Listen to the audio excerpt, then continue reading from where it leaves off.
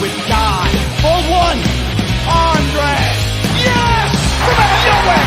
Ball two, Armbar. Who are you to doubt El Dandy? Still got 204. This is Robbie Eagles. This is the loosest in Australian wrestling, Adam Brooks. Hi, this is Mimic. This is 5 times the world's heavyweight champion, the Scrap Daddy himself, Scrap Iron Adam Pearce. This is Brian Alvarez, and you are listening to Wrestle Radio Australia. Welcome to the show, folks. My name is Josh Armour, and thanks very much for downloading Wrestle Radio Australia. This is our first episode. Oh, yeah! G'day, this is Big Brody Marshall. This is Brian Alvarez. This is Dean Brady of the Millennials. This is Jurassic Punk Sid Parker. How many of you guys have heard the term KP? Hello, doggers. This is Jay Hunter from OSW Review. This is Matt Grim Basso. This is the loosest in Australian wrestling, Adam Brooks. This is Scrap Iron Adam Pearce, and you are locked in to Wrestle Radio Australia. I in the game, I'm champion, I'm Triple H. Undertaker, I'm your maker, buried the brother like Kane. Ooh, 1-3, hit the tombstone, hit the choke slam on face. Ooh, yeah, like a macho heel, turn like a muscle. If you sub a like tomatoes, I'ma keep a couple models. Ooh, and you may call me HBK. When I'm tuning up the vein, you best be getting in my way. Ooh, yeah, I'm degenerate, I love it, yes, I love it. If you wait down with that, then I got 2 words for you, suck it. Too sweet, put your fangs up. Too sweet, hold another cup. Let's be busy, 23, got me feeling way too sweet. I was trying to make chicken salad out of chicken shit, and it was just awful. I've turned chicken salad into chicken shit. I will continue to do so. Here I was, blaming AEW for feeding you chicken shit, knowing you mindless millennials would be eating it up as if it were chicken salad, when it's really been your fault all along. Make chicken salad out of chicken shit. People is as people does, that's all there is to it. But a square peg in a round hole just never seems to fit. And this is Bianca Belair. Hey, this is Kevin Owens. Hey, it's Seth freaking Rollins. It is the man, Becky Lynch. It's Rhea Ripley here, and you're listening to Wrestle Radio Australia. Happy birthday to us. Happy birthday to us. Happy birthday, Making Chicken Salad. Happy birthday to us. Hello and welcome to Making Chicken Salad, the Wrestle Radio Australia podcast, where we talk about everything going on around the world of wrestling. It is our 3rd birthday here at Making Chicken Salad. And when I cut the cake, if I hit the bottom, I've got to kiss the closest boy, and it's Jeff Setti. Jeff, it's good to see you, mate. It's good to see you. It has been a couple of weeks. And again, happy birthday to us. It's my 2nd year. I think I came in pretty much on the 1st anniversary. So I believe that's correct. So for Making Chicken Salad, it's 3 years. For me being part, it's 2 years, and that's the important thing, so we can forget the first year. Who hosted that? Yeah, who cares about that first year? First year was learning how to be on a podcast, really. No, it's amazing, and it's great to be a part of it, and it's nice that we pretty much go weekly, and we pretty much go weekly with an Australian show too, which is always really exciting. Which is so good. And look, you mentioned it's been a couple of weeks since I've been here. People may notice this week we're missing glorious leader, Mr. Todd Eastman. He was in the chat earlier, but he is just sick as a dog, unfortunately. I heard the voice, and it was not podcast ready. I can tell you that for certain. So you know, many hearts out for the big man, but that's fine. He's taught us well. We can talk about Australian wrestling without him. Speaking of which, I think we can. Look, there's been a lot of big international wrestling over the last week or so, what with SummerSlam past and then All In coming up in only a couple of weeks, as well as the G1 Climax. But here in Australia... And Bash in Berlin's not far away. I think it's just a couple of weeks away by the end of the month. Yep.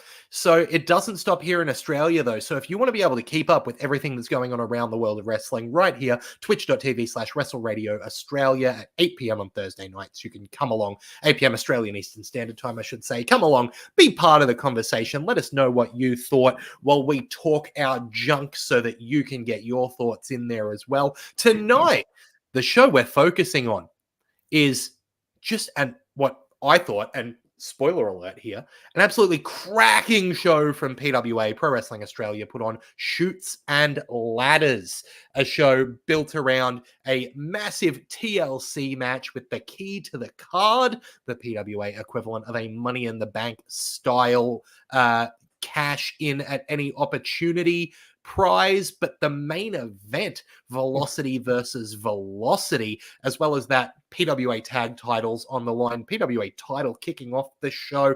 This was an absolutely stacked card leading into the next big show from PWA, one of the biggest shows in Australian wrestling every year, and that's PWA Coliseum, which is coming up next month or the month after next, I should say, in October. So make sure you're following PWA on Facebook to keep up with all of that. And if you want to watch this show that we're talking about, if you want to watch PWA Shoots and Ladders, it's free on YouTube. I feel like a broken record here. Free on YouTube. Go watch it. Yeah, it's really interesting that more and more companies are putting their stuff on YouTube, because I think they're aware that it gives eyeballs to them, and they can potentially sell tickets to future shows. Sorry, I was about to cough there. But as your generation would say, Lachlan, this show slapped, didn't it? It did. It was great. This show was absolutely skibbity sigma, let me say. And it kicked off with a PWA title match. Jessica Troy coming out to officially accept the challenge from King of the Metro, Charlie Evans. Charlie Evans, mate. Got my incredible women's wrestlers from PWA mixed up that start with a ch and end in a s. So Charlie Evans, King of the Metro winner, had her challenge accepted by Jess Troy for the first round of Coliseum. Both are going to be competing in the Coliseum tournament. Jessica Troy saying that the PWA title will be on the line in every round of the tournament, kicking off defending against Charlie Evans. Massive, massive stuff for Coliseum. And then on top of that, we had Jess Troy come out to accept, Charlie Evans come out to say, love your title reign, but this is Chev's country. And then Ben Braxton showed up saying that, he should have been King of the Metro. He wanted a shot. And Jess Troy said, yeah, why not? So on it went. PWA title match right to kick off the show. Jessica Troy and Ben Braxton. And what a way to kick off a show. What do you think of this one, Jeff? Oh, look, I like this a lot. I think, I don't know if you were here the week we were talking about Braxton last time, but boys, he got an upside. He's just so good. And this was like, how wonderful was it? It was a beautiful match. It was lovely. I really like both Jess Troy and Braxton. I like the way Braxton bumps. Like, he's a big man, but he bumps like a little man, and it's really impressive to watch. And this 9 minutes, it was almost 10 minutes, but it flew by. It really did. It was great. Oh, absolutely. And they worked a really fast pace of match, which I think is exactly what you want kicking off the card. And they did a really good job of making Ben Braxton really look like a title competitor going forward, right? He managed to, with the ref down, get a pin that, would have been a title change if the ref had been up. It went past the 3 count. So theoretically, he's in the running to be champ. We know that Chevs is gunning for the title. We know that the title is going to be on the line in Coliseum. Wouldn't shock me to see Braxton in Coliseum competing for that title. You know what I mean? No, you'd hope so. Or you'd hope that whoever winds up with the title at the end of Coliseum, really, really has a look at Braxton. Like, they are moving him up the card now. They are definitely working on Braxton to be seen as more of a main eventer, which is really, really good. I like this so much. I really did. I think this was really, really cleverly put together. I really don't have a bad word to say about it. I've spoken before about not knowing who the Ben Braxton character is, but I almost feel like right now his position on the card is enough of a character, right? He is someone who has proved that he is here to be at the main event level, and he keeps just missing that belt by half an inch. He keeps missing winning the big one. So it's, when is Braxton going to get the opportunity to prove that he is champ material? But this is what PWA do so well. Look how long Ricky was chasing the title a few years ago. And then when he finally got it, everybody really popped big for it. And, doing the same thing with Braxton is not a bad idea. Keep him missing. Keep the crowd hungry for him. Same with Jess. When Jess finally beat Ricky, wow, that pop was huge. And you were there. Yeah, I was there. It was insane. But that's amazing. Like, that's fantastic. Jamie Angus says Renegades is one of the best shows we've been to. Thank you, Jamie. We are waiting. As soon as Renegades is up, we will be having a look at it. Absolutely. I cannot wait to watch that show. I'm so excited. I'm expecting it. Andy from Bob Vance Fridges says, for a guy without a character and that they've never really pushed, Braxton is wildly over with their audience. I think it seems like they've never really pushed him, but he's actually been in really prominent spots every time it's mattered, right? It's hard when you've got so many people on the card who are world-class athletes that you're competing with for time. If you look at the Mick Morettis and the Velocities and the Charlie Evans and the Ricky Souths and the Jessica Troys of the world, like, it can seem like Braxton hasn't been getting a push, but PWA is so clever about organically building the hype for these people. Yeah, it's very smart. Moving on, 8-person tag action with the Third Eye taking on the Backslide Girls. This stemming from Barnaby the Bear being stolen from the Backslide Girls, leading to the team of David Streamer, Everett Connors Kingsley, and Shay Cassidy going up against the team of leader Xander Sullivan, backed by Jay Sorbet, Shelston, and Ty Thayer. I am an unrepentant Xander Sullivan fan and have been for a long, long time, since he was up here in Queensland. I got the opportunity to speak to him again the other week because he was up here for a Queensland Openweight title match, and he has just gotten better down there training with PWA. Unsurprisingly, I guess. We know how good the PWA Academy is, and they churn out top-level talent. And they've clearly been working with Xander behind the scenes for a few years now to get him ready for this spot. And I think him, along with the entire Third Eye, really impressed me here. We've seen Backslide Girls a few times, sometimes with, sometimes without Everett Connors. I really like what Everett's doing, and I've said that for a while. I think the character needs to be a little bit different from it. I don't want it to seem like it's an Orange Cassidy clone, which it runs the risk of looking like. But I really like Everett Connor's moveset and the way he integrates that with his character. I'm not sure what Streamer is as part of that team, especially when you've got that team going up against Third Eye, who are so cohesive, and the way they work together as a team. Clearly they train together because the chemistry in terms of the tag team maneuvers is so strong. Is you mentioned Xander a little bit. Is he a fan of the Kevin Sullivan Florida gimmick? Because it's awfully close. I will say he's a student of the game. Yeah. I have no doubts that he has watched the tapes. Yes.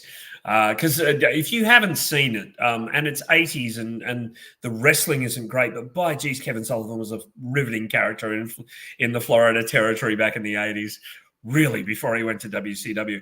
I agree with you by and large. I like this. I like the character work. I don't know. I think the match was a bit quick. If you got 8 people, the match shouldn't be that quick. And I don't think Streamer and the Backslide Girls quite fit together. I think there's something amiss. And I know they're not supposed to, but they really don't. Like, you can not fit together in a character sense, but they don't in a wrestling sense either. And I think that that's a shame. Yeah, absolutely. Like, I think it was talked about last week on the podcast, Shay Cassidy showing off, like, just how well she can wrestle. And then we get this 5-minute match that in ring is mostly Third Eye team maneuvers, right? So it is a little bit disappointing. In saying that, I do think that the time was well spent on the card. It's hard to say that I wish this match had time like where would I want to take time away from to give this more? I don't know. And I wouldn't want to add a lot of time to a 3-hour show either. So no, and there is no doubt that it was still, you're right, it still should have been there. It still deserved to be there. All of them work hard, but I just feel a disconnect between the Backslide Girls and Streamer from just an aesthetic and storyline point of view and wrestling point of view. Andy from Bob Vance Fridges says, I don't really know what Third Eye is. It's like PWA forgot that the whole shtick came together on shows that weren't streamed. I feel like what PWA is relying on here is the strength of specifically Xander as a character and the clarity of the gimmick, right? The idea being that he comes out, he's got big hair and he's a conspiracy theorist, and he's going to say, flat earth, and you're going to get the character. That's what they're hoping. Like, I'm in the same boat where they, did a lot of work, I know, on the Academy shows and everything, but it does feel like Sorbet, Shelston, Thayer, like, just became the Xander's guys, and that became the team. Because originally, that was just Xander's gimmick, and then this Third Eye formed, and I don't know if I saw it form either. I'm trying to think back to the showcase shows that I was watching, and I can't think of, like, I saw smaller versions of Third Eye, and now it's bigger. But I don't necessarily know if that time needs to be spent. I did actually have one more thing to say, and I can't remember which member of Third Eye it was, but I noted that Kingsley, who is great, and a certain character in Third Eye, one of the Third Eye crew, were wearing identical coloring in their costumes. And I'm not saying it's confusing, but the heel and faces should have different costumes. Cody Rhodes doesn't. Might have been Sorbet off the top of my head. Yeah. Or Sorbet should have changed. One of them should have been wearing different coloring.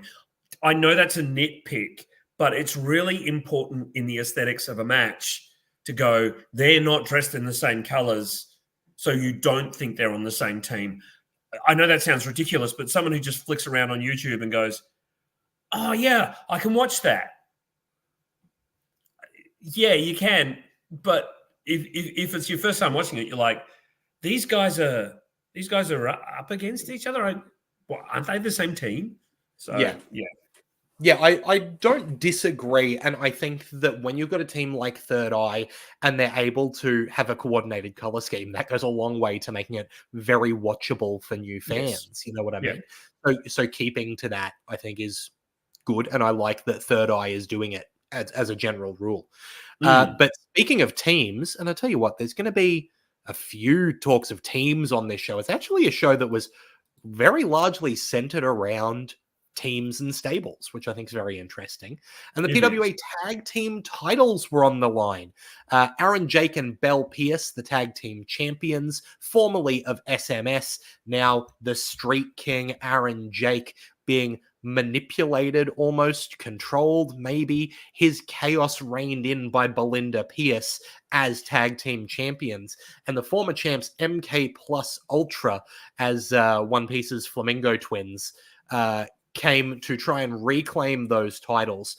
I have said for a long time that I think MK Plus Ultra is one of the most underrated tag teams in the country. I think that when we talk about teams like the Velocities, especially, the part of the reason the Velocities have gotten to the level they are, obviously, they're bloody fantastic. But a big part of the reason is that they have had opponents the quality of MK Plus Ultra, who are phenomenal. Right? And Kai Drake and Michael Spencer deserve a lot of credit for that. And you can see the work they put into the costuming every show, all of those little things. Right? So much fun. And this match, having MK Plus Ultra win by disqualification, having Aaron Jake about to get in the ring, facing down both members of MK Plus Ultra, knowing that he's been beaten down, and just turning to the ref and delivering a big slap across her face to get the DQ and retain the titles. It's clever storytelling. It means that the match was exciting and intense and showed MK Plus Ultra as rightful tag team champions without moving the belts off them. It gave this feud space to grow, because we've seen the match and the match was good, and we get to assumedly see more of the match in the future with some kind of stipulation to make sure that, you know, we get a solid decision on who the champs are. I think this was excellent. And Todd in the chat saying Aaron Jake stood out to me as a future main eventer on this show. I've got to agree there, Todd. I think I've liked Aaron Jake for a long time. This is the best he's ever looked. Todd, leave me alone. You're not my real dad. Anyway, no, I completely agree. Look, there is something really, really strong in MK Plus Ultra. They're really, you know, and they kind of deserve to be faces. I know that sounds weird, but they were heels for such a long time. They deserve to be really popular and really fun. It was about a year ago they started wearing, you know, the anime outfits, and they just took off. It just made them faces, which is wonderful. No, Todd, I do. That's frightening. Todd's just said, I don't know that for sure. No, I do. You don't have to be. We'll get Maury on the phone. But I also like Aaron Jake and Belle Pierce, and I agree that Aaron Jake is a future main eventer, you know, in time. And I think that the nice thing about Aaron Jake and Belle Pierce is they look like a tag team. I want them to have a name, but they look like a tag team, and it's great. They're just terrific. And look, I want to see more of this, not just from the perspective of the wrong team won, or, you know, the MK Plus Ultra have that claim to the belt, but also from the perspective of it was bloody good. Yep. Yeah, I think everything here was great. The storytelling was great. The match was great. The characters are great. Glad to see MK Plus Ultra's faces. It's hard not to call Aaron Jake and Belle Pierce SMS. And I know that they're not, but they were. And that now that they don't have a tag team, I'm searching for a shorthand. So my default is to go to SMS. So I think they need a name sooner rather than later.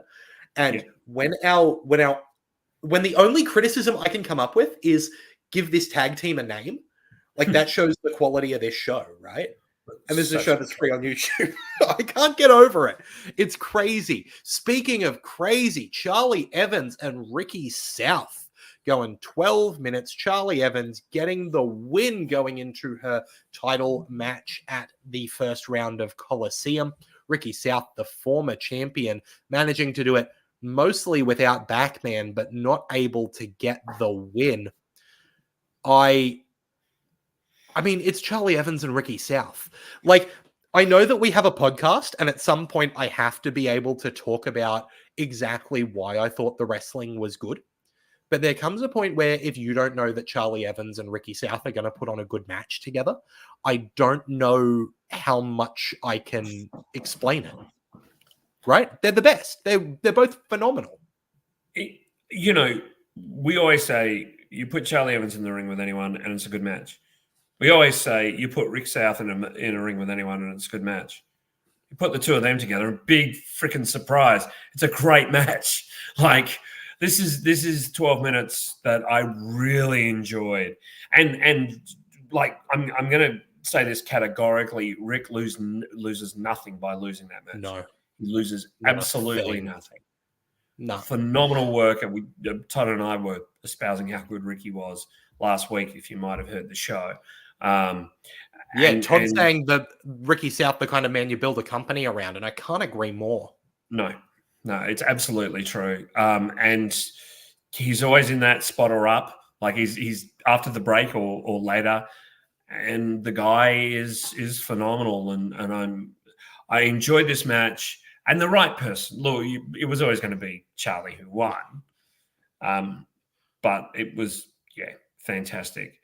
Andy from Bob Vance Fridges says, yes, really good match, but the booking of Ricky South since he dropped the title is inexplicable. He doesn't really have a reason to exist in PWA at the moment other than to have good matches.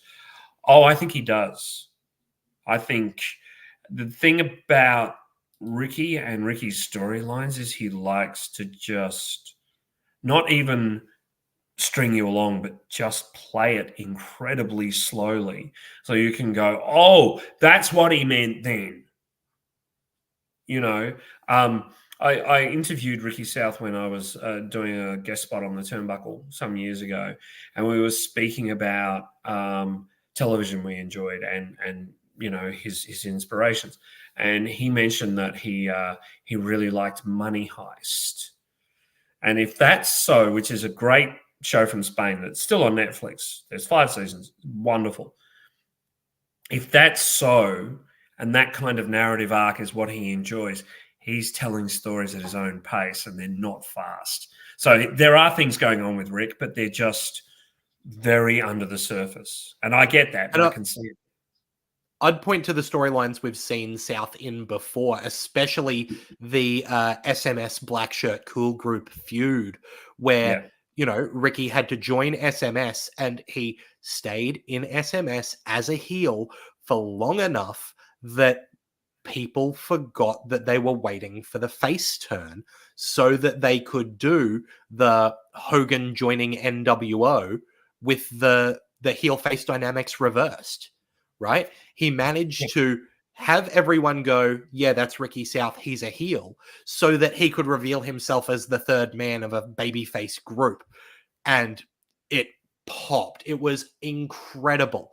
And it was the same when he went for the title, when Rick South for the boys was going on, when it was going to be South and Ugg. And it just, show after show after show, built and built. And we knew Ricky could do it, but he didn't.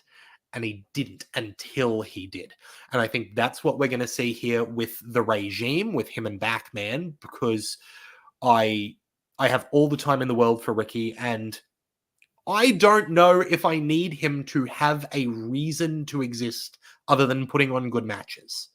I think he probably does, but I also think that's fine if that's what he does. is. And even the heel turn, like, he said to me, again, on that Turnbuckle show, he said, oh, you're probably going to see a very different Ricky South in the next few months. I said, Ricky, are you turning heel? He goes, you're probably going to see a very different Ricky South in the next few months. Gave nothing away. But his heel turn was not done in one night. It took months and months and months. So all I'm trying to say, Bob, is trust in the process, because the process works. With this character, the process works. And PWA, especially as a company, really builds themselves around long-term stories. And speaking of that, the next match on the card, Jack J. Bonza failing to get the win over a returning Big Fudge, who after the match was announced for Coliseum. This Big Fudge story has been going for, I want to say, over a year now. This has been building. Well, really, the Big Fudge story against Bonza was his first ever match. His first ever match was against Bonza, and he lost. Against Bonza for the title, right? So building all the way from that through this feud he had with Ricky South, needing to prove himself as someone who can be at the top of the card, as not just a joke, as someone who can win big matches when it's important. This is the redemption he's going through. And it's amazing to see. Sorry, Lachlan. I was going to say, I really liked that Bonza went for the mask and the crowd reacted accordingly. And then Fudge just beat the shit out of him. It wasn't when Ricky took the mask off and Fudge was embarrassed and ashamed. No, Fudge just stood up to him and beat the shit out of him. Yeah. Andy from Bob Vance Fridges says, Locke, you're great at understanding intricate storylines. Thanks, Bob. Why the hell is Big Fudge still wearing a mask? Is it waiting for a big moment like Coliseum for him to take it off on his own terms? It's a great question, Andy from Bob Vance Fridges. I am waiting to see where this goes because I think at the moment, the Big Fudge identity is still tied to that mask, right? The face under the mask we've now seen, we're seeing in the promo, which was phenomenal, by the way, where Big Fudge in vertical video, because he knows how to create bloody content. PWA are amazing at having the things they produce be consumable, right? So this fantastic vertical video promo of him standing in a field and flashes of him standing there without his mask rather than with his mask. In my opinion, again, I don't know exactly where this story is going, and once we've seen more of the story, much of it will make more sense, I think. But right now, we're seeing someone whose identity is still in question, right? As a character, Big Fudge has been working under the presumption previously that he couldn't win the big one, and he's starting to have to turn that presumption of himself and who he is on its head. And being unmasked originally would mean the death of that character, but then suddenly that character is no longer tied to the mask because he's been unmasked. And that means that the mask, is it tied to the failing character from before, or is the mask still a part of him as someone who can be successful? We don't know, and I think that's a question that Big Fudge as a character still has to answer. What does it mean to be Big Fudge without a mask? I think is still the question that Big Fudge as a character is grappling with. I think that Fudge is going from the comedy character Big Fudge to the wrestler Big Fudge. And I think my take on this is over time, as he becomes more of the wrestler, the wacky thing over the top rope will go, the other bits and pieces will go, and then eventually the mask will go, and then he'll turn heel. Yeah, and then we get a big redemption story where, and then we get a redemption he's heel for a while, he puts the mask back on to turn face again, and there's so much juice here to play with. I understand what you're saying, Andy, questioning whether there's still a reason for him to have the mask on. But I think that the character is still in flux. And when you've got a character in flux, you don't want to take away defining features of them until it is relevant for those features to be gone. So I think what you're saying is him taking it off on his own terms in a big spot like Coliseum. I think you might be onto something, right? I think those are the kind of story beats that we're looking for. And until we get those opportunities, I don't think just immediately going, oh, he's been unmasked, so he's unmasked now. I don't think that's the kind of story they're telling, right? I think they're telling something much more serious. I mean, by the same token, we're not in Mexico. You know, we're not in Mexico where El Hijo del Santo was buried in his mask because he didn't want anyone to see his face. Mm-hmm. Yeah, that's it. But yeah, so that's like really the only match on the card other than the opener where there isn't a team of some type to talk about, right? Because after this, the key to the card TLC match with Backman, Frankie B, Jimmy Townsend, Mick Moretti, Scott Green, and Will Ketis was 21 minutes of absolute chaos defined by the relationships that each of these competitors held.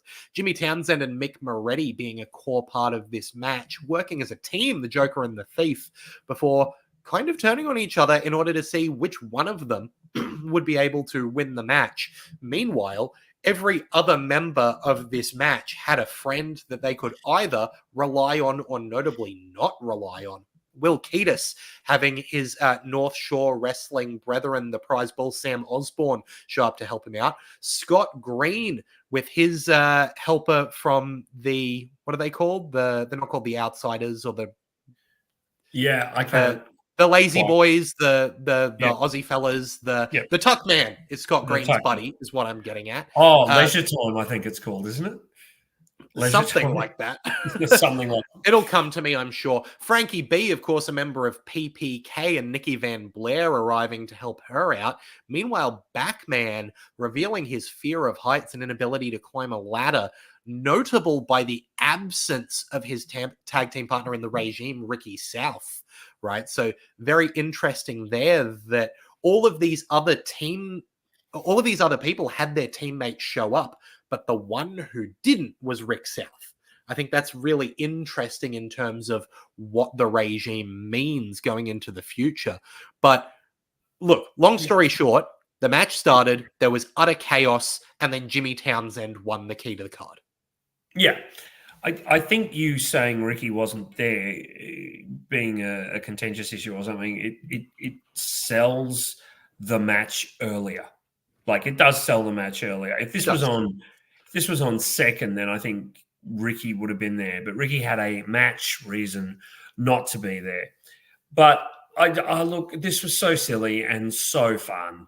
I always love seeing Nikki Van Blair. She's such a great, over-the-top, wonderful character, and has really improved as a wrestler as well. So she's, a lot of time for Nikki, and what she and Frankie I'll say that for Frankie as well. The improvement over the last few years has been through the roof, and speaks to the quality of the PWA Academy. But I enjoyed this. I like the ending. I think Jimmy Townsend's an interesting choice.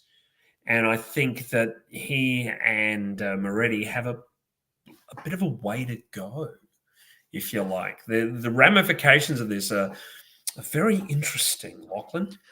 The way I look at it is that there are 3 titles in PWA, right? You've got your PWA Championship, which is currently held by Jess Troy. You've got your Soul of PWA title, which is currently held by Robbie Eagles. And you've got your PWA Tag Team titles, which are held by Aaron Jake and Belle Pierce. And Jimmy Townsend could reasonably be expected to challenge for any one of those 3 belts with the key to the card, right? Would it make sense for him and Mick Moretti to use that key to take on Jake and Pierce for the tag titles? Yes, of course. They were champions 5 minutes ago. Pierce and Jake took those titles off them, and they would want them back, and they are a good team. Would it make sense for him to want the PWA title? Of course, everyone wants the PWA title. It's the main title. Would he want the Soul of PWA Championship? Of course he would. He's someone who's come up through the PWA system. You're looking at Robbie Eagles as one of the trainers at the PWA Academy, right?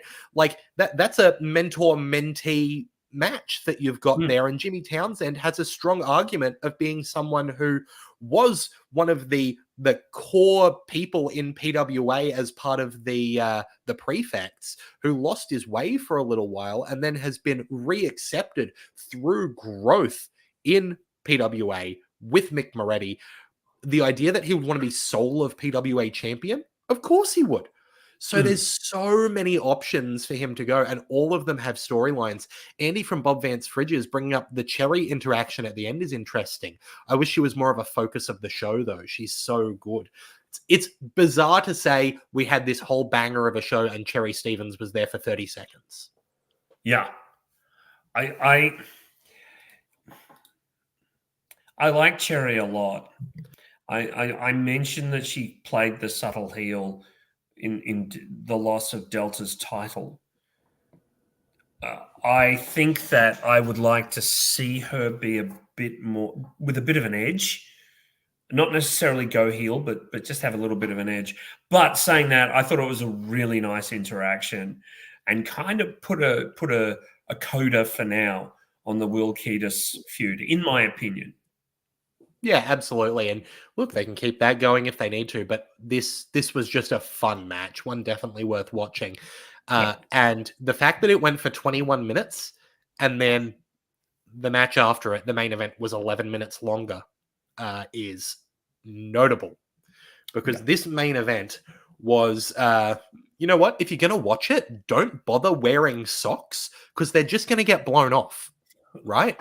So this is Velocity versus Velocity, Jude London, Paris De Silva, one-on-one.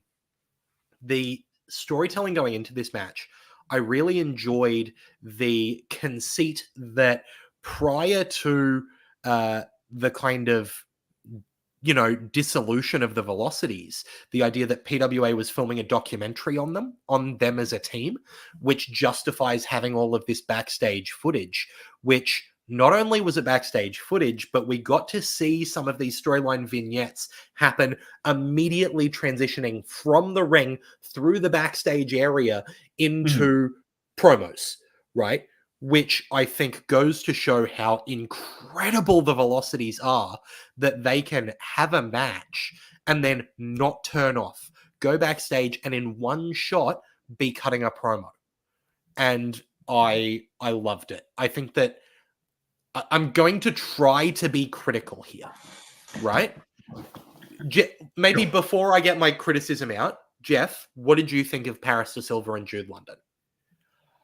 Oh, look, it was always going to be very good. While I was watching it, I was thinking someone should call the Usos and show them this match, because this is how it's done. When you want a tag team to match up against each other, you do this. They are both such incredible athletes. They are both a lot of fun to watch. They're very easy to watch. You knew this was going to be something special. You knew this was going to be good. But it exceeded my expectations just in the little things they were doing to improve the match. The slight heel attitude that they both had at times to test the audience and see who was the fan favorite, so they could dive into being more of a heel. I just loved it. And some of the reversals were incredible. These two guys are the most athletically gifted dudes in the ring. Like, I don't know how they do half the stuff they do, just in a physical sense. It doesn't seem possible. And the chemistry that they've got together, obviously, because they've worked as a team for 7 or 8 years so closely and at such a high level that, of course, they know each other inside and out. This was just phenomenal in ring. I'm going to be a little bit character critical because I'm trying to pick up everything that I think there's possible criticism for, right? I think the backstage interview promo that they did almost worked as well as it could, but it just felt like it was still a little bit unnatural. It was a little bit scripty, I guess is where I'm at. And I wanted it to be, I understand that they had places they wanted to get to, but it didn't feel like the guys sitting there and talking. It felt like them getting the points that they needed to get out, right? And I really liked that Jude was going for this real story from his childhood as kind of the direction for whatever the character was for this match. I don't love Undrownable as a nickname. It's horrible. I don't think that works. I know that a one-word nickname is hot.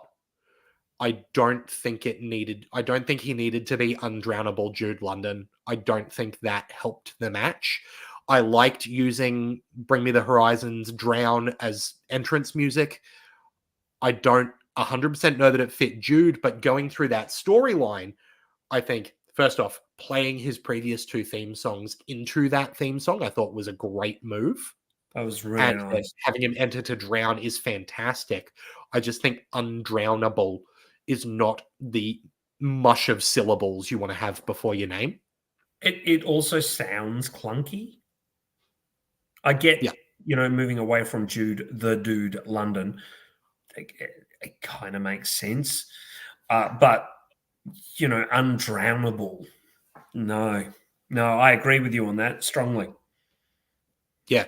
I also, and this is me being beyond nitpicky, right? Okay, Todd. Because I'm trying to say that this match is not perfect, and this is all I can come up with, right? Paris de Silva using Falling Apart by Zebrahead as his entrance music as a singles wrestler. I love that song.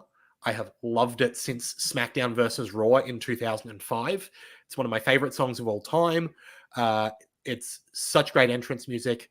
I still don't know that it fits Paris de Silva as a wrestler.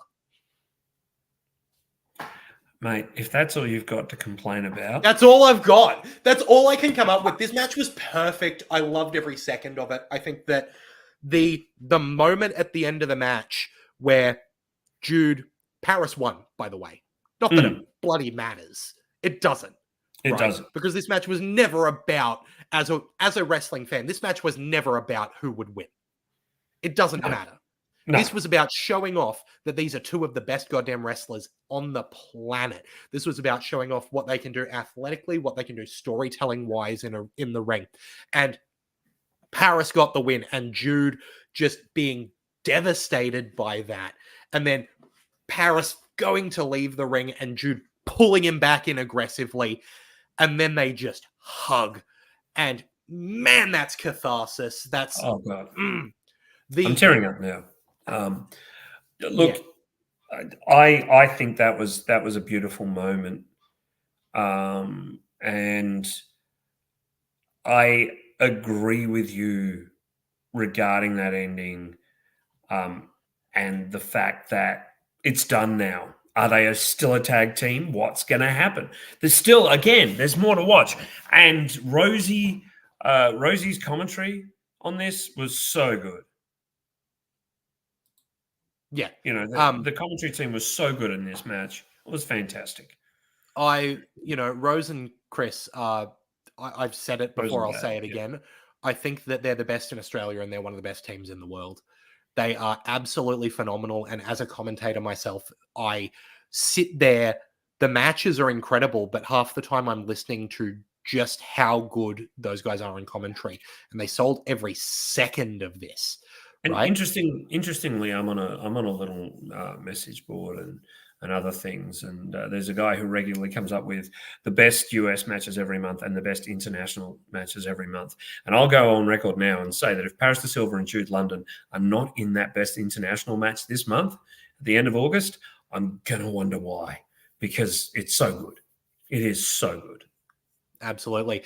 Alex Fireheart says instead of undrownable, he could have gone with unsinkable. I thought about that as well. But I know that there are, you immediately get connections to, what's the guy with the eye from Japan? You know what I'm talking about. The unsinkable battleship. No, never mind.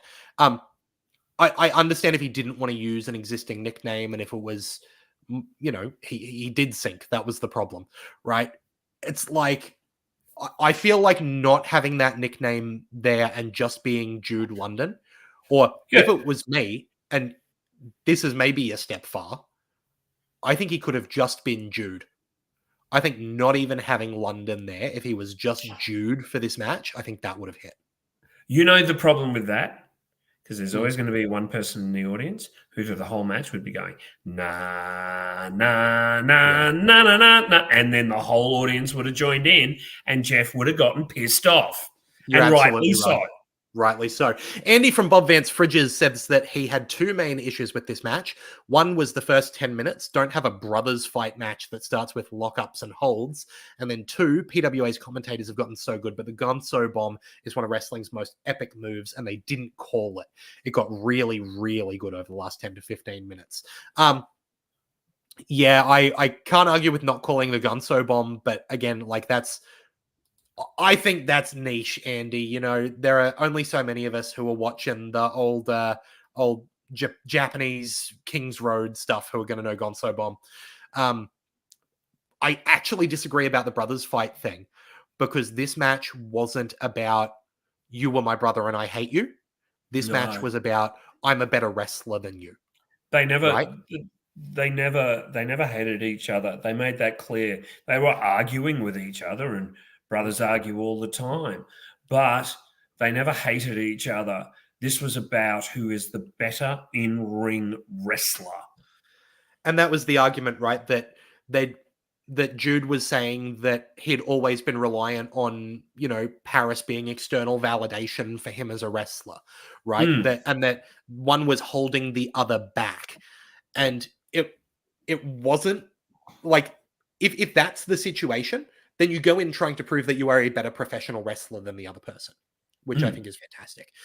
Andy says that his concern is if you don't call it a Gunso bomb or a Kawada driver or whatever, it looks like a really terrible botch. And it looks like a failed power bomb. I totally understand that.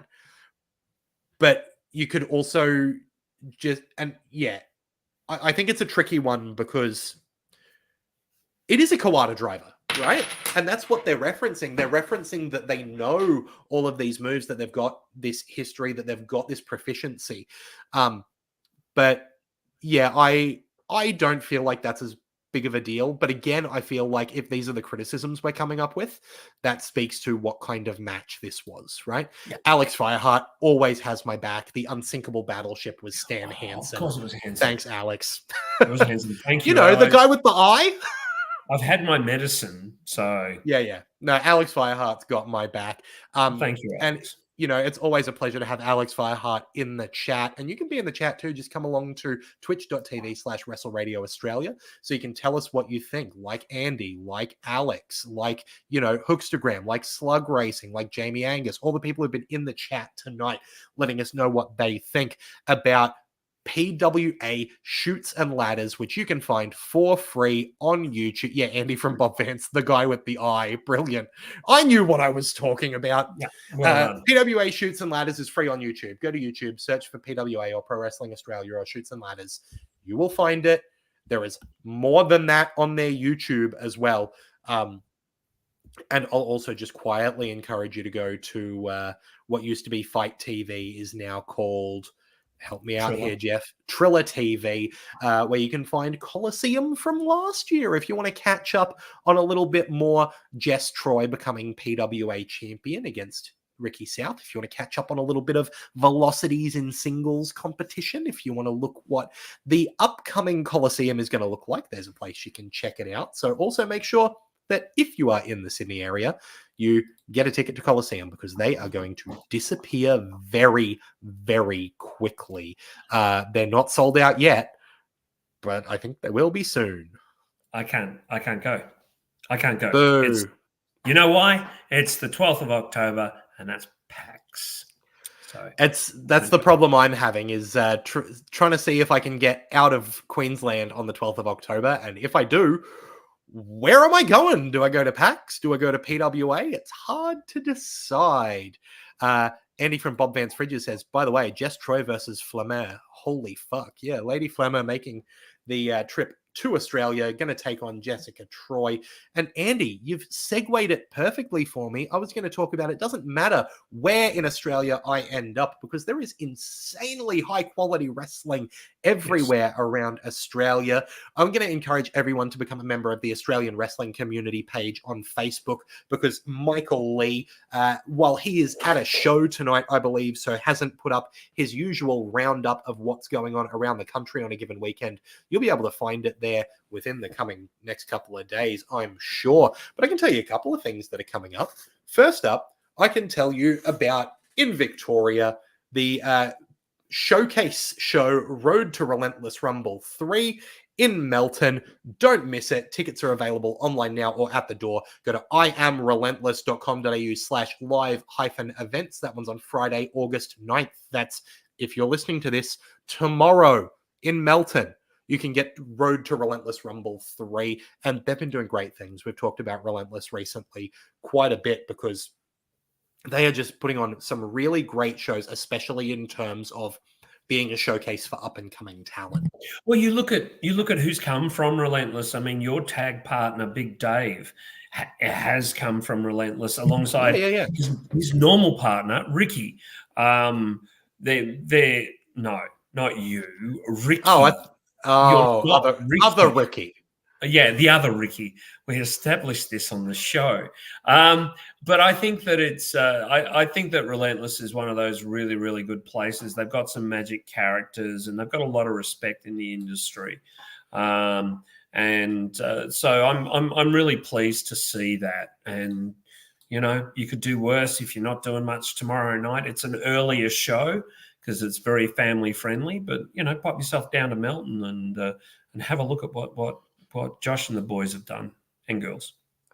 Absolutely. Speaking of what's going on in Victoria, There's a couple of big shows coming up down there. MCW Vendetta is on the 7th of September.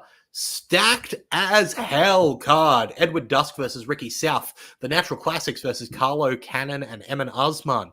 Jarvis versus Lucky O'Leary versus Tuckman versus Robbie Thorpe for the Intercommonwealth title. Jarvis being added to that is wild. You've got the Icons, Rocky Monero and Adam Brooks, defending their MCW Tag Team Championships against the Pareja. You've got Erica Reed defending her MCW Women's Championship against Kingsley. You've got Slex defending his MCW World Championship against Caveman Ugg and Tommy Knight. What? Get to mcwtix.com.au. That's mcwtix.com.au so you can get tickets for that on September 7th. Don't miss out. And if you're not able to get along to that show, Stream Horizon. It's the new home of MCW, exclusively streaming every MCW show from 2021 onwards. And all the shows from 2021 to 2023 are free. So there's no reason not to get over to streamhorizon.com.au and check those out. Meanwhile, also in Melbourne, Renegades of Wrestling. On Sunday, September 29th, they've got Fever Pitch. So I don't have any matches down for that. But if you look at what Renegades have been doing recently, I would absolutely not wait a second longer than I have to get tickets for that, because that is going to be, as usual for Renegades, an absolutely off-the-chain show. Well, you weren't here last week. Todd asked what it was like, and I said, quite honestly, it was one of the best Australian wrestling shows I've been to. It was tremendous. Absolutely.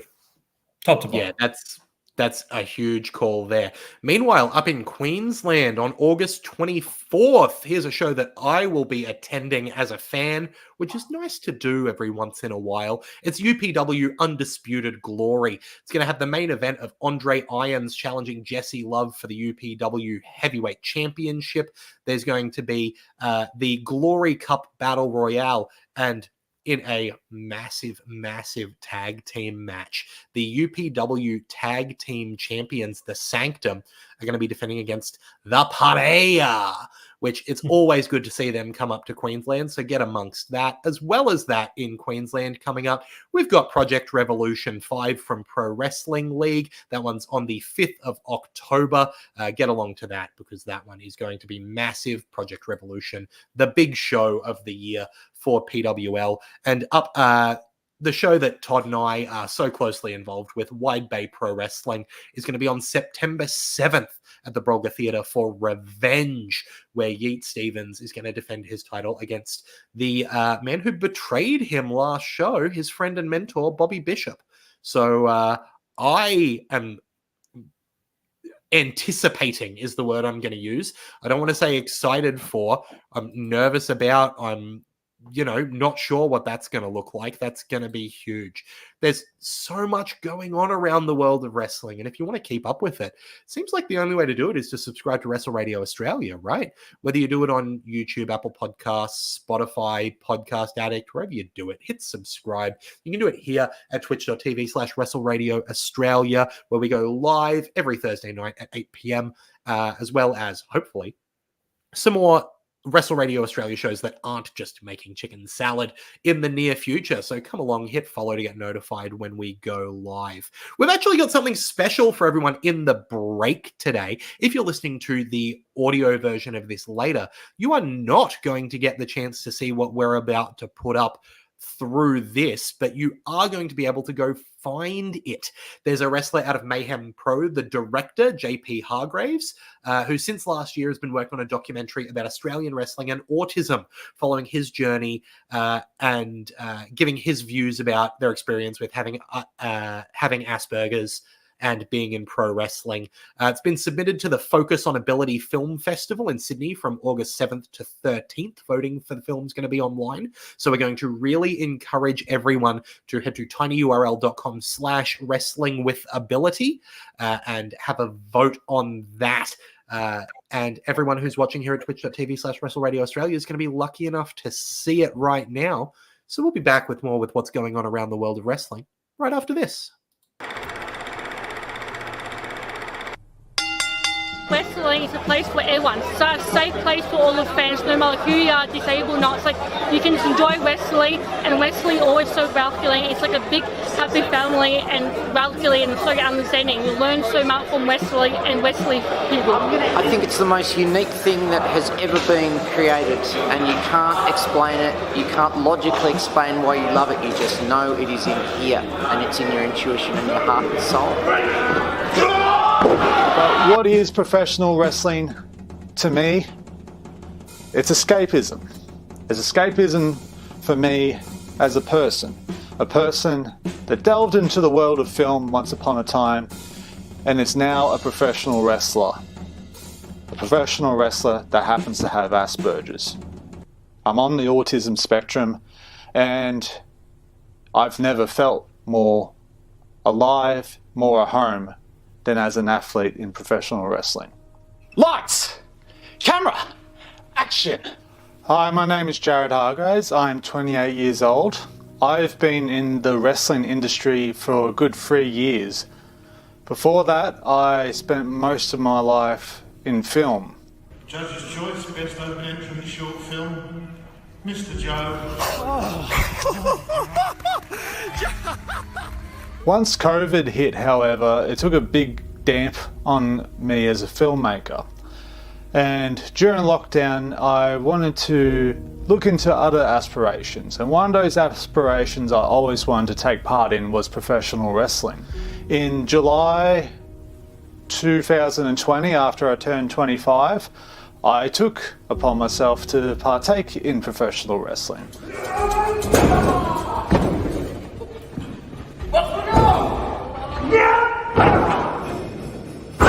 What kind of challenges have I faced on this journey?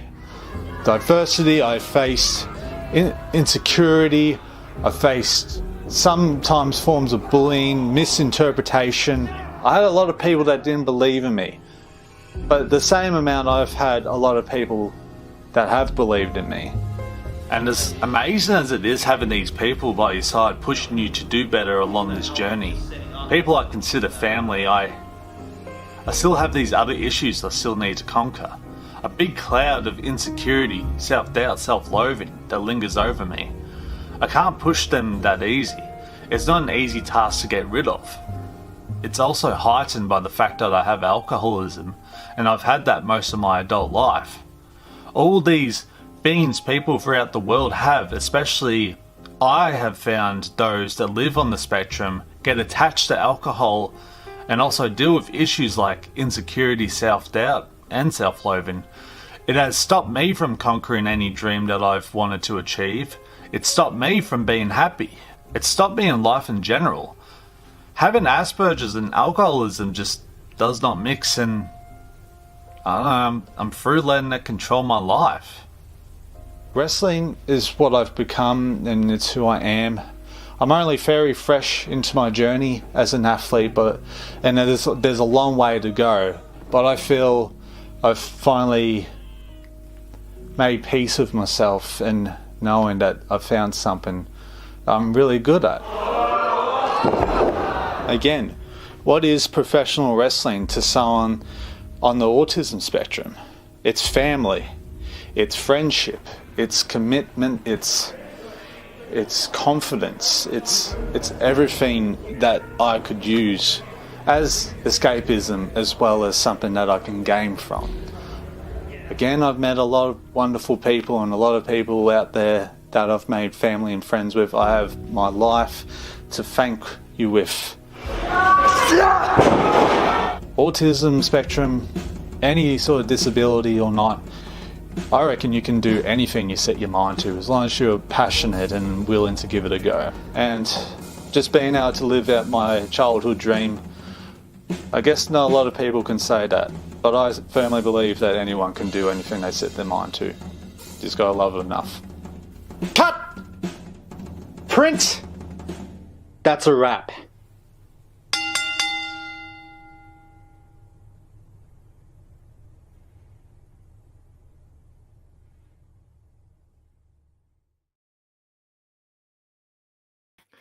A big thank you for that video. As we said before, head along to tinyurl.com/wrestlingwithability so you can vote for that short film in the Focus on Ability Short Film Festival. And it was lovely to see a couple of wrestling's brightest sparks at the beginning there in both. I don't know if you know Sally Goldner, but she's amazing, really, really lovely person. Sal and I have hung out and always say hello to each other when she's at the wrestling. And of course, Her Majesty Beck. Anytime you see Beck, it's a wonderful time. She's so excited. Friend of the show, Beck. Yeah, we love Beck and Keanu. They're both wonderful. Keanu's often in the chat. He's obviously elsewhere tonight, but he always pops through and says hi and asks interesting questions. And good luck, Jared. That was something quite inspiring, and well done, mate. And I'll also mention, I know that Beck put up a tweet earlier talking about how big of a step it is to, have her voice out there in a short film about wrestling. And, that's so awesome to see is the way that the wrestling community supports people, especially here in Australia. It's absolutely excellent, and I couldn't be prouder. So one more time, tinyurl.com/wrestlingwithability, all one word. Welcome back to Making Chicken Salad, the Wrestle Radio Australia show where we talk about everything going on around the world of wrestling. One more time. Thank you. There was a slam this summer.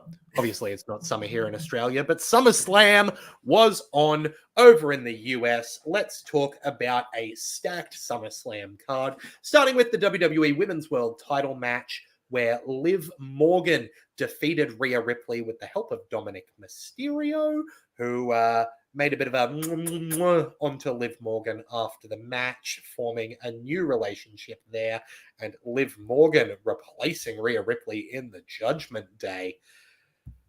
I was not shocked, I'm sad to say. We've been talking about this being what was going to happen for months at this point. But I think I said to you before the show, Jeff, I thought SummerSlam, and we'll talk about it more, I thought SummerSlam was a little bit predictable, which means that over the course of the last few months, they have been telling stories that make sense. Yes. Right? Because if it's predictable, that means that it makes sense to go from point A to point B, and that's a good thing. Oh, absolutely. And, Rhea, and I said this to Rhea when I interviewed her for Wrestle Radio Australia. Hey, Keanu's just popped in. Meltzer called it an angle show, and that's quite true. It's the show you get to when, people are rating it as one of the best SummerSlams ever. I don't think it is. I think it's a good show, but not great. My issue with it is too much outside interference, but we'll get to that. Look, predictable isn't necessarily bad, Predictable's fine, especially because if this is predictable, that doesn't mean we know what's coming next. I've got no idea what's coming next with most of the angles that they're building here. And Raw on Monday night in the US really fucked me. It really fluffed me up because they went in a direction I didn't quite expect. And there's some interesting things happening. And I think the men's war games and the women's war games, it's beginning to come a little bit clearer. It's going to be really interesting to see what happens. Absolutely. My good friend Paul Genus says he just saw the video on Wrestling with Ability. He never knew that autistic people / Aspies could wrestle very well.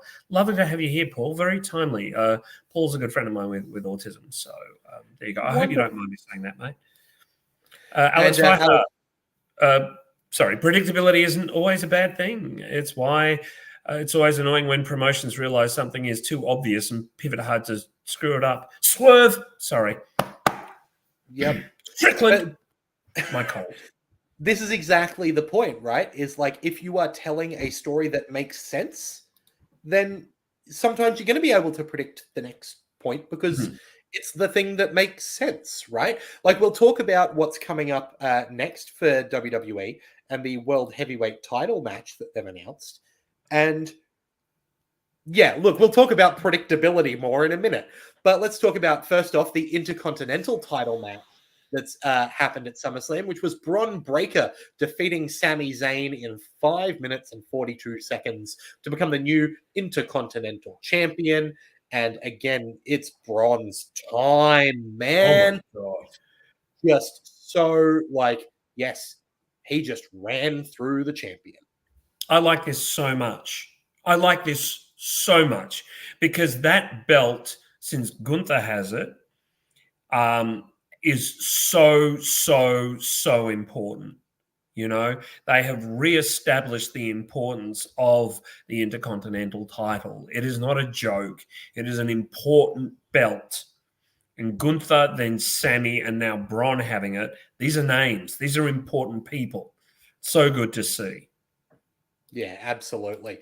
After that, the US title was on the line. Yeah, it was. Anyway, LA Knight defeated Logan Paul to become the new United States champion. All right, I had been coming around on Logan Paul recently, and then within the past couple of weeks, he has proved himself to be just the same nitwit he's always been, and I've lost the respect that I had gained for him. I'm glad to see him not having a title anymore, so not necessarily needing to come back anytime soon. I like LA Knight. I like what he's doing. I think that he is the right pick for US champ at the moment. You know, I'm kind of happy Todd's not around because he can't respond to this. LA Knight was the least was not the person I hate in this match. No, in all seriousness, I don't mind LA Knight as a wrestler. It's the fans are making the fan response that he encourages. What? And I didn't like that the first time around. But saying that, I thought this was Logan Paul can go fuck himself, but I thought this was a nice match. His taking everything else away, that leap onto the ropes into the moonsault is phenomenal, quite freakish. But go away. Do not come back ever. I don't want to see you. I don't think many people do. You disgusting turf little so-and-so. Yeah. A nitwit, as the school Yes. teacher in the corner called them. That's exactly right. Andy from Bob Vance Fridges says the internet is a funny place. This week we hate Logan Paul, rightly, but the bloke who beat him doesn't have the best history either. He literally left a company rather than do a job for a woman they were pushing to the moon. That's contentious, Andy, because things have come to light about that woman that are disgusting, that are and it's quite possible that LA Knight was like, no, I'm not going to do that because this person doesn't deserve to be put over. Yeah, that's one of those ones where I'm going to reserve judgment because I wasn't there. I know that I don't have all the information on that one. There's situations where I've got all the information I need. That's not one of them for me. Absolutely right? not. And I just pointed out devil's advocate more than absolutely defending, if you know what I mean. Absolutely. But after that, we had the one big shock to me that came from this show, which was our new WWE Women's Champion, Nia Jax, defeating Bayley to become the new champ. What did you think of that, Jeff? I think Nia Jax is wrestling really, really well. She has become quite a good in-ring wrestler. She hasn't injured people. She's clearly now able to control her body that little bit more to avoid, errant punches to Becky Lynch's face and, et cetera, et cetera. I wasn't that surprised in this. I hate to say this because I'm a massive fan of Bayley's. I think she's so talented and very, very good. But I think this was not a good title reign from her. It really wasn't. I think I have a thought and an idea that we'll get to when we speak about Raw, which I'm sure we're going to. But I think that Nia is going to be an interesting champ. And I think the thing between her and Tiffany is where the story is now. And that's going to be fascinating. Moving on then, a singles match between Drew McIntyre and CM Punk had Seth Rollins as special guest referee, and Drew McIntyre ended up with the win after a series of shenanigans, Seth putting on the bracelet with the names on it and I am really glad that the saga continues to be interesting here. I am so ready to not be interested in Punk, and yet they're somehow keeping me interested in Punk. It's a miracle. I hate that guy, and yet I want to see what happens next in his stories. The thing about Punk is you know what you're getting when he walks in the door. And yes, I agree. This is a fascinating story. And I think it's largely because McIntyre is one of the most interesting people on that roster right now. And he's backing it up in ring as well. This was great. Like, the match in ring was really good. A lot of fun, nice character work by Rollins. And I think the Punk, I mean, this is a long way from being over. The only thing I will say is Punk is noticeably wearing the years on him, and also the stress of what has happened. Like, the last 2 or 3 years of his life, you know, we've all been in jobs that are a bit toxic, and clearly AEW resembles that a little bit. So you can imagine that he has been wearing the weight of the world on his shoulders, and he's slowed down that little bit. He's not quite as crisp as he was. But saying that, really entertaining. Look, to say that Punk is not quite as crisp as he rightfully called himself the best in the world. He was definitely in that conversation, right? So when a guy is that good and then they slow down a little, they stay a good professional wrestler. Oh, yeah. I'd certainly rather watch Punk than Jericho. 100%. You know, but we know where AJ Lee was on January 6th, and it was nowhere near the Capitol building. Moving on, Gunther defeated Damian Priest by referee's decision to become the new WWE World Heavyweight Champion with an assist from Finn Balor. I don't think it was a shock to see Gunther become the new champion. I don't think it was a shock to see Finn turn on Priest and oust him from the Judgment Day, but it all worked for me. And man, I like seeing Gunther in that belt. Oh, yeah. Gunther looks great. I also really, really like this match. They clicked together so well. They beat the shit out of each other. Let's be honest. They just, like, Gunther's chest was bleeding. And they didn't, what I'm liking about WWE right now is, his chest was bleeding. They're not going to stop the match for 5 minutes while someone patches at it with a wet one. No. We just keep going. I like this so much. I thought this was terrific. Gunther is wonderful. You know, I think I messaged you guys on Monday during Monday Night Raw, because I often just have Monday Night Raw on while I'm working from home on Tuesdays. Yes, as you would. And I think I said Gunther's beginning to get some soft cheers here. You know, he's becoming a little bit of a face. And I think we need to acknowledge that. I think this is going to be a tweener. This is going to be a tweener reign from him. And just a terrific match. Really liked it. Yeah, and then main event, WWE Universal title on the line in Bloodline Rules, Cody Rhodes versus Solo Sikoa. But of course, when it's Bloodline Rules, it's not going to go down without the tribal chief. Roman Reigns returning to WWE, assisting Cody Rhodes in retaining that Universal title. Brandy Rhodes tweeting that he's not invited to Thanksgiving just yet. There's a seat available, but he's not invited yet. What did you think of Roman returning for this one? Can I just say I found them very interesting words, considering isn't Survivor Series near Thanksgiving? They were well chosen by Brandy. Let's say that. Oh, look, I firstly, Roman returning was no surprise. Roman returning was absolutely no surprise. If you're Roman and you've watched Solo be Solo for the last 3 months, 4 months, including putting your wise man through a table, you're pissed off. You don't want Cody to have the belt, but you don't want Solo to have it either. I think Roman is so interesting right now. The fact that the night after Mania, the Saturday after Mania, crowds were already chanting, "We want Roman, we want Roman." This is amazing. This story is just, it is exceeding my expectations, and I'm all in on the Bloodline again. Because they petered out the second half of last year and got us back at the beginning of this year, and now it's just incredible. I thought this was predictable, but very good. I think Cody is a good champ, but when he loses that belt, it's going to be phenomenal. And yes. I'm not sure who he's going to lose it to at the moment. There's no clear person who you're going, that's the guy. Wouldn't be surprised if it's Jacob Fatu in some ways. But there's also so many storylines on the burn at the moment that it's hard to know when they're going to take that title off him, because I think he's a very successful champion right now.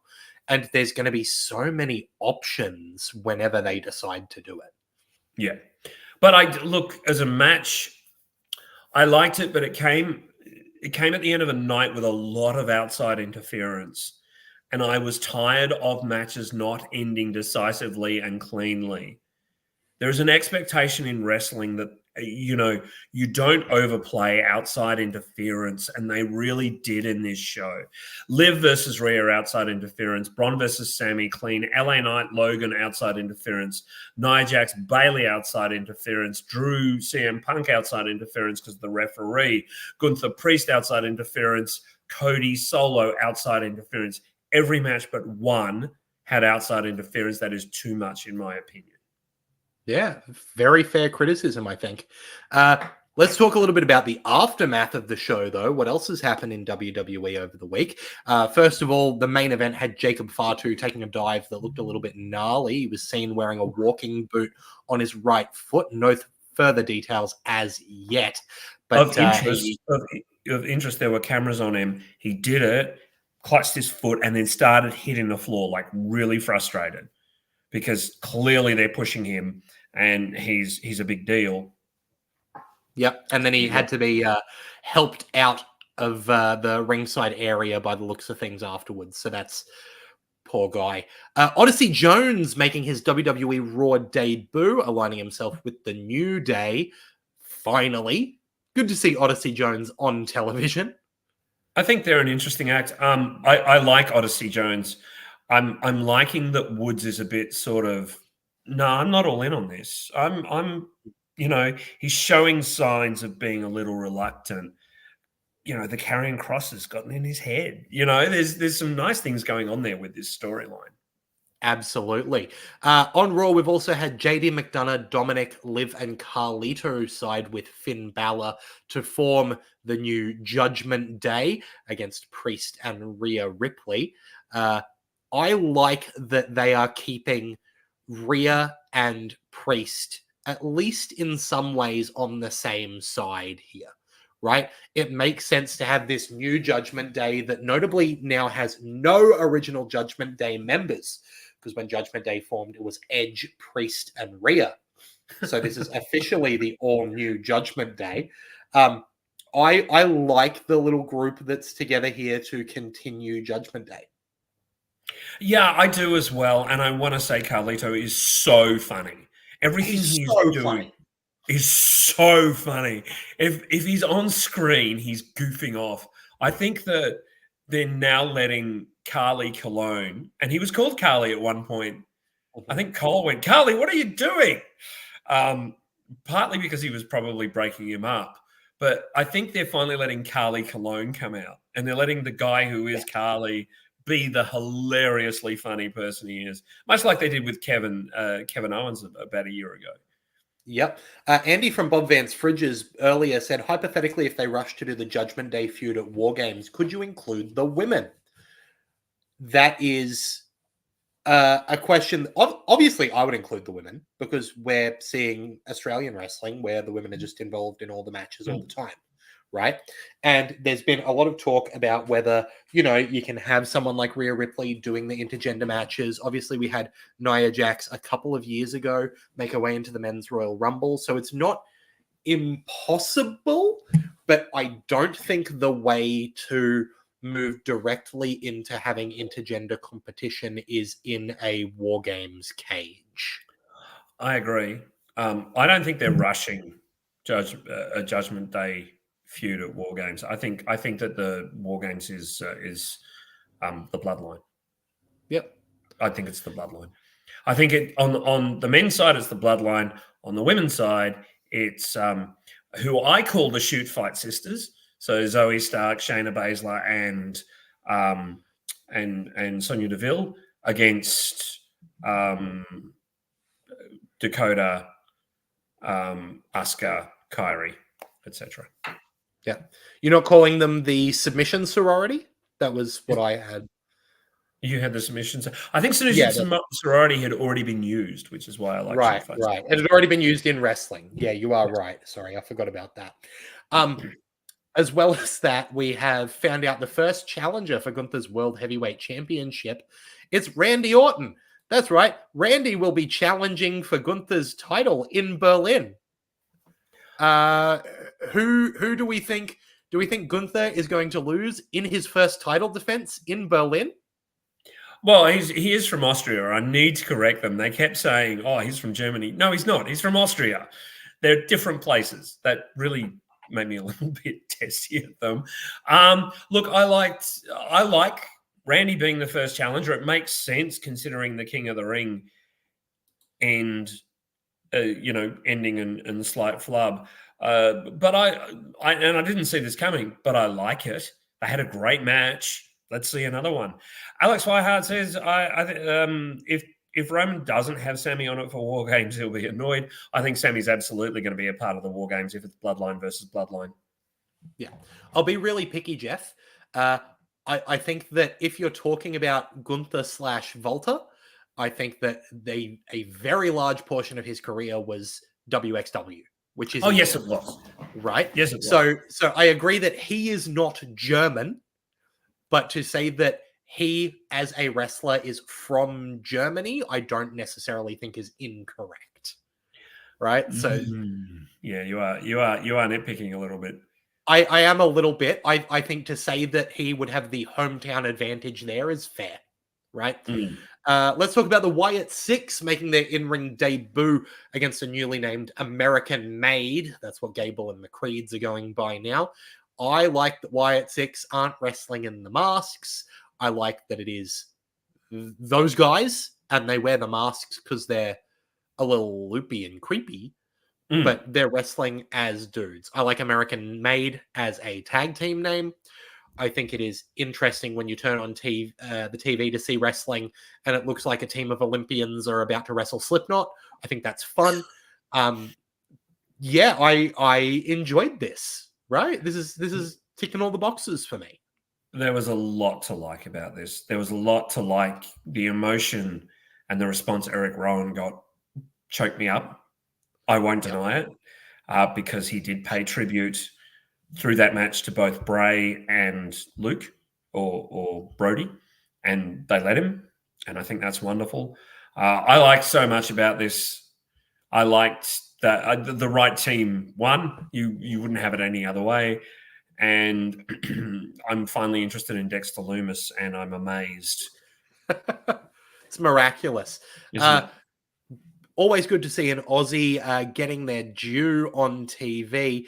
And Bronson Reed just demolished Seth Rollins. 6 tsunamis. Just to, put the emphasis on there, that 6th one. Yeah, so good to see an Aussie. 5. Look, I really, it's no surprise that Jonah's in this position now. He's moved up to the point where he's now working with the veteran on the brand in Seth, because Seth and Randy are the veterans on that brand, obviously. I am so thrilled for Bronson because I think that he's going to show everybody what he's made of. He is a phenomenal wrestler.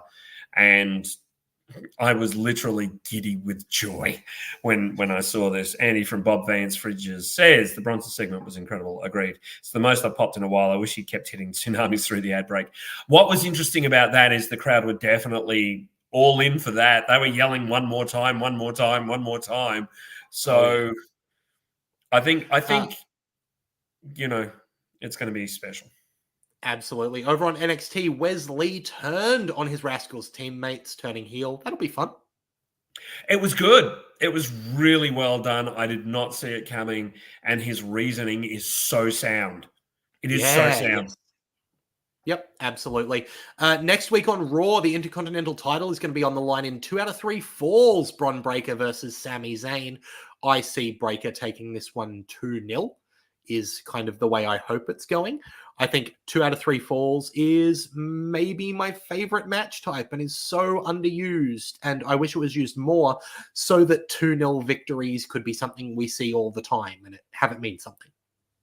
Yeah, I think it's going to be fun. I'm glad they're not putting anything extra on it. I think the first fall will go a long time, and then the second fall will be relatively quick. Yeah, absolutely. NXT hitting the road, leaving their home arena for their first 2 episodes on the CW network. Shawn Michaels announced in a new post on X that NXT will air live from Chicago, Illinois on October 1st for its CW premiere. Then on October 8th, it's going to air from St. Louis, Missouri. CM Punk's going to appear in Chicago and Randy Orton in St. Louis. The October 8th episode will go head-to-head with AEW Title Tuesday. No word yet if this is a permanent shift, if they're just going to be on the road always, or if they're going back to the Performance Center after that. But definitely a statement being made as they move to the CW. NXT has been so entertaining for so long.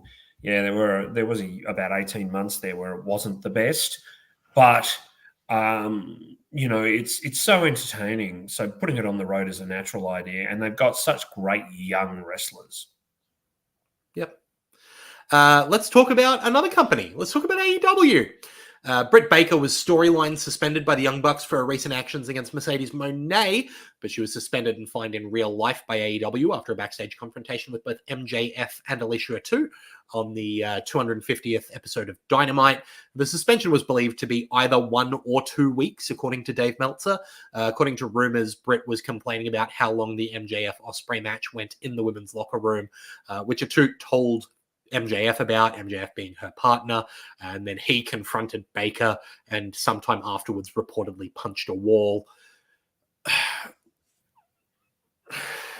Yeah, I've heard Max as being a bit of a dick. Like, not in the way I'm living the gimmick, but just like, I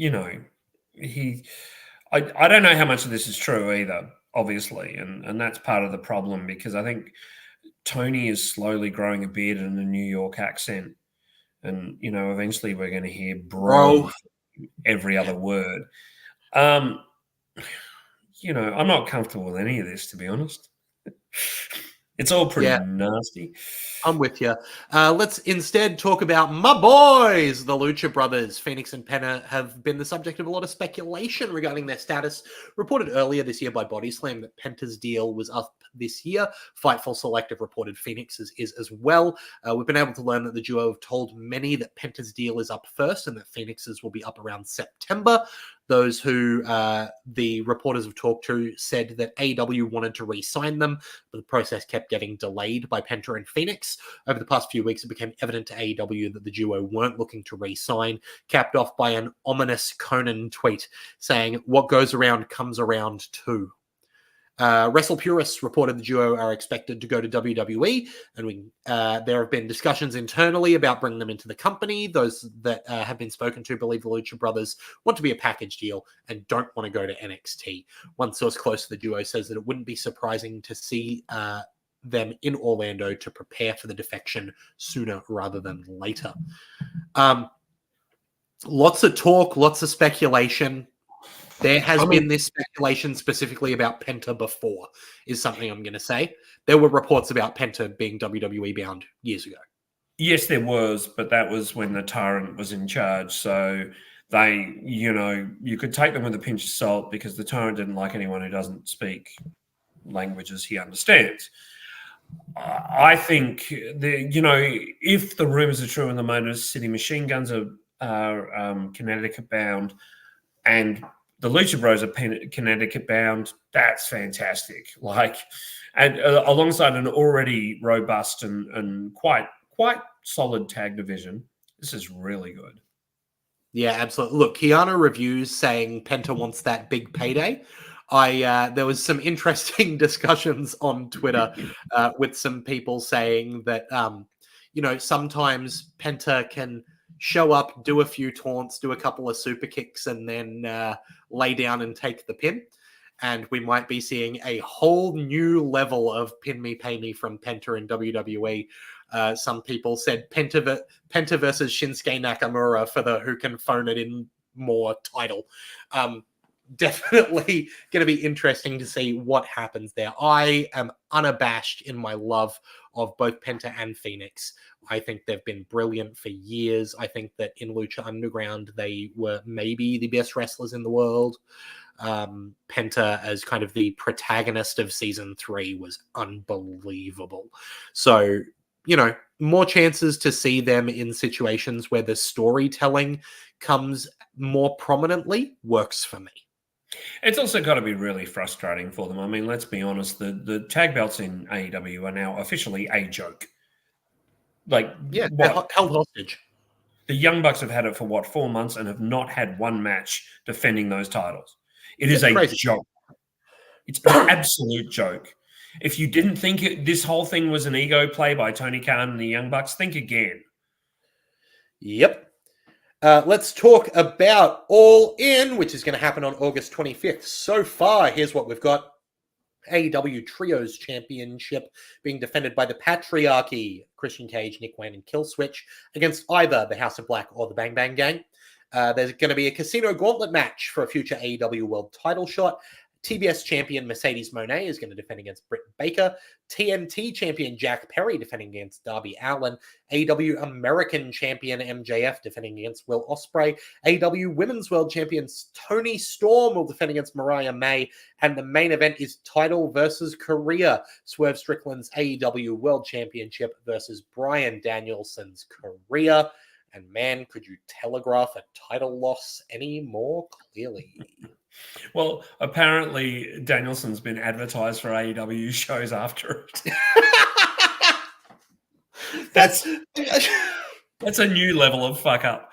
Look, there's going to be another 28 matches added to this show. Sorry, 29 matches added to this show before the 25th of August, including on the day, hey, let's just pull out Brian Cage against Hook because we can. Because we can. Look, I'll watch this show, but it doesn't inspire me at the moment. It really doesn't. I'm really disappointed in the way this has gone. Let's talk about something other than All In then. New Japan Pro Wrestling's G1 is currently underway. We are 12 days in. Here are the standings so far. A block at the top of the block, we've got Zack Sabre Jr. and Evil both on 10 points. On 8 points, we've got Sonata, Tetsuya Naito, Gabe Kidd. Not Gabe Kidd. Sonata and Tetsuya Naito are on 8 points. Then on 6 points are Gabe Kidd, Shota Umino, Shingo Takagi, Great Okan, and Jake Lee. Meanwhile, at the bottom of the block, mathematically eliminated is Callum Newman, sitting on 4. Over on B block, the current top of the block is Jeff Cobb on 10. Meanwhile, the crowd on 8 points is David Finlay, Konosuke Takeshita, our collective show pick Yoda Tsuji, Hiroki Goto, Ren Narita, and then there's Hanare and Yuya Uemura on 6 points. Meanwhile, mathematically eliminated are Oleg Bolton and El Phantasmo, both on 4 points. Still some interesting matchups to come, though, specifically Tsuji versus current leader Jeff Cobb is still to come. So this is, really anyone's game in B block. The fact that there are only 4 points separating Yuya and Jeff Cobb from the top to the bottom that's not mathematically eliminated, it could be anyone, especially considering that you only need to come in 3rd place to end up the winner. It's interesting because A block is less interesting. B block is absolutely fascinating. Alex Feihart said Hiroki Goto making a comeback after a rough start. Goto Goto is always going to be a big part of the G1. And this, you know, for as long as he can still go, and this was Shut up. This was great. And it's good to see him making that comeback. I'm less interested in Ren Narita, but of course I am. He's part of Torture Rack or whatever they're called, House of Torture. Yeah, and I think it's interesting that, you know, just specifically talking about Tsuji, because he was our pick, that the two matches he's got to go are Jeff Cobb and the match against Yuya Uemura, who, you know, that kind of seems like it might be generational there. Those two could be going at it for a while. You know, so that's going to be really exciting. Speaking of things that are really exciting, we want to talk about what excited us over the past week or so in a little segment we call Chicken Salad and Chicken Shit. We like I to thought start you'd be doing the what's on this weekend. See, I'm lost. I'm reading the run sheet. Hey, Devola, don't you dare give Jeff like a thumbs Thank you, up Rosie. for that. Thank you, Rosie. I talked about how I think you're one of the best in the world earlier in the show, and now you're complimenting his Goto joke? No! How dare you? We love you, Rosie. Thanks, brother. I will quickly run through the what's on this weekend. As we mentioned, Michael in the Australian Wrestling, what's it called? Australian Wrestling Community page on Facebook. Puts those up on what's coming up this weekend. Road to Glory. I spoke about United Pro Wrestling having their Undisputed Glory show later in the month. Road to Glory is on the lead up to that this Saturday, August 10th in Queensland. Meanwhile, in Victoria, we talked about Mayhem Pro's Showcase Road to Relentless Rumble. That's on Friday, August 9th. Around that, PCW Slam and Ignition. Slam on Thursday, August 8th. Ignition Saturday, August 10th. Around the country, Lucha Fantastica has Cantina Brawl Canberra on Saturday, the 10th of August. New South Wales, you can get IWA at St. John's Park, Saturday, August 10th. In South Australia, Riot City Wrestling's Riot City Rumble on August 10th. I imagine we will have our eyes closely on that. In Tasmania, Tasmanian Championship Wrestling has Joker's Wild on Saturday, August 10th. And also on Saturday, August 10th in Western Australia is EPW's Hell or High Water, which has got, I believe, the massive matchup of Taylor King and our boy Jesse for the EPW Championship. So don't miss that. There's some absolute bangers this weekend. What a country. What a country we live in. Amazing. I just want to mention Alex Fireheart props. He said, they said, sorry, you could say that puns are Jeff's go-to or go-to. See? Don't encourage not even me. Funny. Don't stop encouraging him. Stop encouraging him. Start encouraging wrestlers me. who are doing the right thing and making chicken salad out of chicken shit. Jeff, what's your chicken shit for the week? Oh, well, my chicken shit for the week is Logan Paul. I mean, you try and separate the wrestler from the person, but when the person is overwhelmingly just a creep and a horrible, horrible person saying things about a female who is a boxer and doesn't get all the ramifications of that and is just horrible, go away, Logan Paul. I'm sorry. I try not to make that my chicken shit. I try to make my chicken shit about wrestling, but this is just overwhelmingly. I'm overwhelmingly angry about this. Really. Keanu Reviews says, "Amen. My chicken shit is Logan too."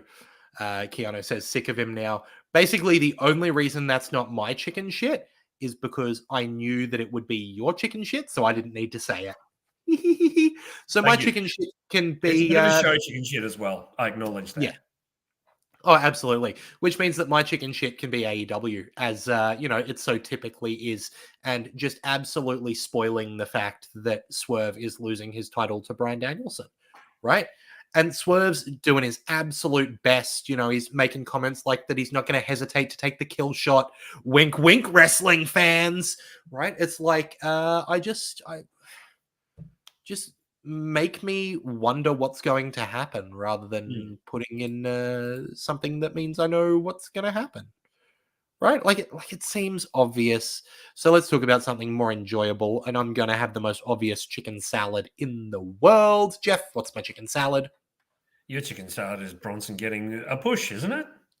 Oh, no, that's close. It's the Velocities match. It's the velocities. It's the velocities hugging at the end of a 32-minute match in just a scene that's going to make me an emotional wreck every time I rewatch it.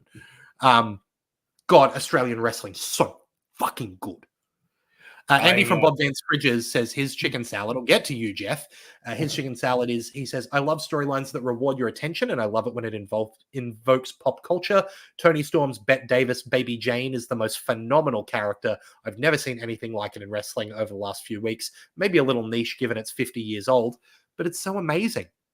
Alex Fireheart with their chicken shit says, I am very salty that I just realized Cairns, Townsville, and Rockhampton in North Queensland all have promotions, but my hometown doesn't. Someone link the chain, damn it. I'll say, by the way, Townsville, one of the best freaking promotions going. So under the radar, but a team that I love, Culture, recently put their Wide Bay Pro tag team titles on the line and managed to win the QWA, that's the words I'm looking for, tag team titles in a all or nothing matchup there. Absolutely get amongst QWA if you're up around North Queensland. What a roster. Jeff. My chicken salad was Raw. All of Raw was great. Firstly, we have Ludwig Kaiser come back in a belter of a match against Sheamus. Like an absolute belter. The White Six making their debut, and as you said, not wearing the masks, not being ultra creepy, being wrestlers. Fantastic. Love that. Odyssey Jones coming in and being part of the New Day. They really moved things along on Raw this week. The new Judgment Day. Bronson, 6 in armies. 6. And then Volta now fighting Randy Orton in what was a decade ago when he was Volta, a dream match. Yep. This is fantastic. What a great time to be a wrestling fan, both locally and of the product overseas, not AEW. Really good. Just so you know, Jeff, your chicken salad shouldn't be raw. You'll get salmonella. Anyway, it is, as you say, Jeff. That joke is going to become a go-to of mine. I'll go-to that joke over and over and over again. Well, I always try to encourage people to go to twitch.tv/Wrestle Radio Australia and hit the follow button when they go there. And that'll keep you informed every time we go live, because we're here every Thursday night from 8 p.m. so that we can have people like Alex Fireheart in the chat mention that their chicken salad is Takeshita continuing to be the MVP of the G1 with some absolute bangers. But, join people like Alex Fireheart, join people like Devola and Keanu Reviews and Andy from Bob Vance Fridges, who are part of the chat here at twitch.tv/Wrestle Radio Australia, and hit subscribe if you really like what we're doing. Speaking of places you can hit subscribe, YouTube, Apple Podcasts, Spotify, Podcast Addict, wherever you get your podcasts. And if it is Apple Podcasts, if you can give us a 5-star review there, really helps us get around, get into more ears, gets them to help share us. And if you want to advertise the show, just like I'm doing now with this wonderful Wrestle Radio Australia shirt that is wonderfully comfy, you can head to Redbubble and search for Wrestle Radio Australia, and you can find all the merch there. And the proceeds don't go to us. They go to Beyond Blue and Gotcha for Life, two awesome charities that support men's mental health specifically here in Australia. Give them a follow while you give us a follow. I'm at Lachlan Albert, as you can see down there. Jeff is at Jeff_Seti. We're at Wrestle Radio AU on Twitter and Instagram. On Facebook, we're Wrestle Radio Australia. Jeff, yours actually says at Wrestle_Brainia. Is WrestleBrainia doing stuff? Well, yeah, we are. Why don't you give us a follow on Facebook, Instagram, Twitter? You can find us quite easily. We've got some news tomorrow that we're sure you're going to like. So, check us out tomorrow in the afternoon. Tomorrow afternoon, Wrestle_Brainia. Interesting. Okay. Look, if you've missed any of that stuff, the easiest way to get it is to go to WrestleRadioAustralia.com, where you can find all of those links that I've put up. I need to give the website a bit of a refresh, but we'll get there. I promise. Speaking of getting there, we've gotten there. We've talked about everything going on around the world of wrestling. Jeff, have you got anything else that we need to tell the lovely people at home? No. I think we're pretty good. There is one thing. I think it's Sunday nights. SBS Viceland shows WWE Legends. Excellent. The really quite good, if a little bit sort of WWE focused, as in history revisionist. But the fantastic WWE Legends series is being shown there. And, I've caught some great episodes. So, have a look for that. Fantastic. The show that we focused our first half on tonight was PWA Shoots and Ladders, which once again is free on YouTube. If you're getting the podcast version of this show, you'll be able to find a link to that in the description. Todd, that's your job now. Ha ha. Also, if you were here live and you managed to catch the short film, The Wrestlers, Wrestling with Ability, make sure you go vote for that as part of the Focus on Ability Film Festival that's going on in Sydney. And if you weren't here to catch it, head to tinyurl.com/wrestlingwithability so that you can catch that one and vote for it as part of that Focus on Ability Film Festival. It has been an absolute honor to join you guys here for the third birthday of Making Chicken Salad, as it is every week on a Thursday night. So I'm going to say, on behalf of Mr. Jeff Setti and our absent leader, Todd Eastman, I've been Lachlan Albert. Until next time, have a good one. Happy birthday. Here I was, blaming AEW for feeding you chicken shit, knowing you mindless millennials would be eating it up as if it were chicken salad, when it's really been your fault all along. Make chicken salad out of chicken shit.